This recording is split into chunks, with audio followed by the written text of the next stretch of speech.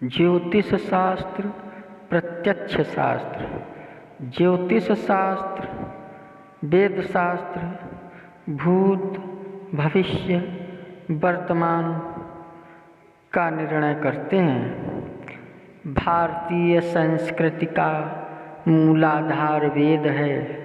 वेद से ही हमें अपने धर्म और सदाचार का ज्ञान प्राप्त होता है।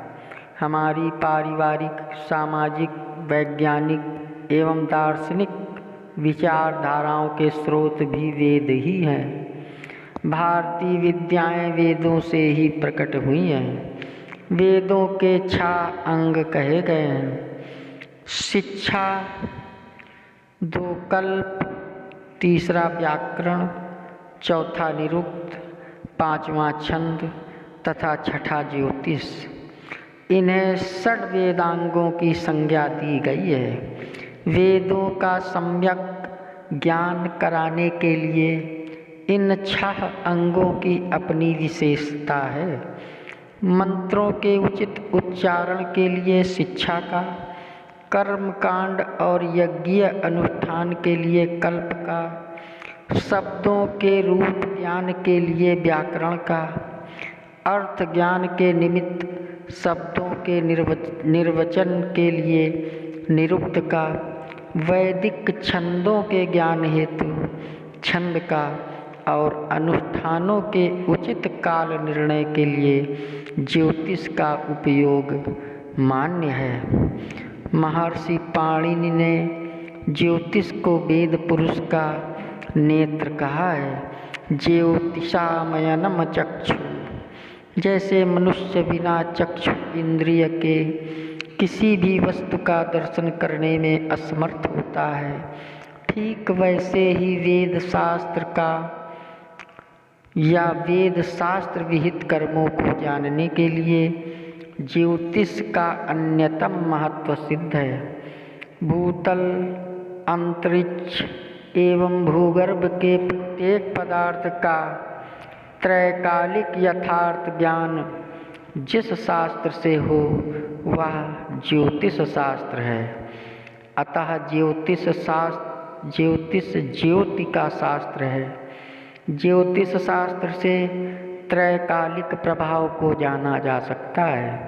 वेद के अन्य अंगों की अपेक्षा अपनी विशेष योग्यता के कारण ही ज्योतिष शास्त्र वेद भगवान का प्रधान अंग निर्मल चक्षु माना गया है।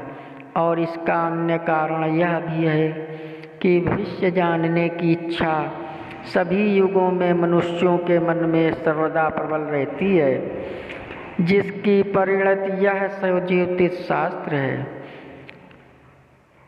प्रातः उत्थान से लेकर स्वप्न पर्यंत की नित्यचर्या, संपूर्ण जीवनचर्या, गर्भ से लेकर मृत्यु तक और उसके बाद भविष्य की बातों, परलोक, पुनर्जन्म की बातों तथा भूतकाल की स्थिति को ज्योतिष अभिव्यक्त करता है। ज्योतिष भास्कराचार्य बताते हैं कि अन्य जन्मों में जो भी शुभाशुभ कर्म किया गया हो उसके फल तथा फल प्राप्ति के समय को यह शास्त्र वैसे ही स्पष्ट व्यक्त करता है जैसे अंधकार में स्थित पदार्थों को दीपक व्यक्त करता है।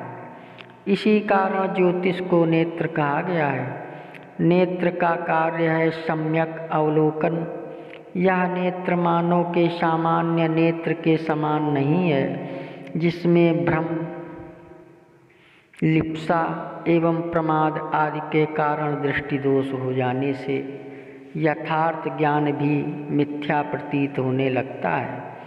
फलता तथ्य से परे धारणा बन जाती है। किंतु वेद पुरुष नेत्र का एक ऐसा नेत्र है, एक ऐसी दिव्य दृष्टि है जिस दृष्टि से संपूर्ण ब्रह्मांड और समस्त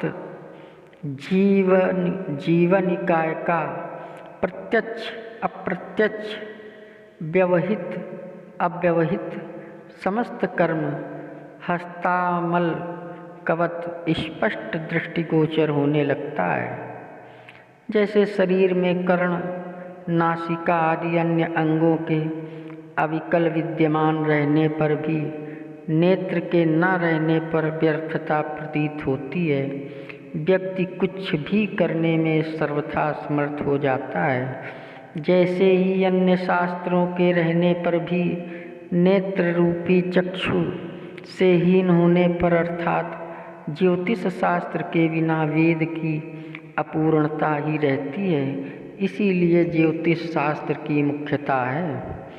कृषि, व्यापार, उद्योग, यज्ञ, सदाचार, धर्म, व्यवसाय तथा जीवन यात्रा हेतु शुभ काल निर्णय के लिए ज्योतिष ही एक मात्र साधन है। कर्मों का कौन काल श्रेष्ठ है, कौन मुहूर्त उत्तम है, इसे व्याकरण आदि शास्त्रों के माध्यम से नहीं जाना जा सकता। मुहूर्त की उपयोगिता यज्ञादि कर्म के लिए है। सुंदर शुभ समय जानने के लिए कालमान का जानना आवश्यक होता है। काल भी शुभाशुभ मिश्रित रहता है। वशिष्ठ आदि ऋषियों ने इस शास्त्र को काल विधायक शास्त्र कहा है। अतएव काल विधायक शास्त्र को जानने के पूर्व काल का ज्ञान आवश्यक है। ये था ज्योतिष शास्त्र और प्रत्यक्ष शास्त्र की विस्तृत जानकारी। अगर आप हमारे चैनल में नए आए हों तो कृपया सब्सक्राइब करें, लाइक करें, शेयर करें। जय श्री राम।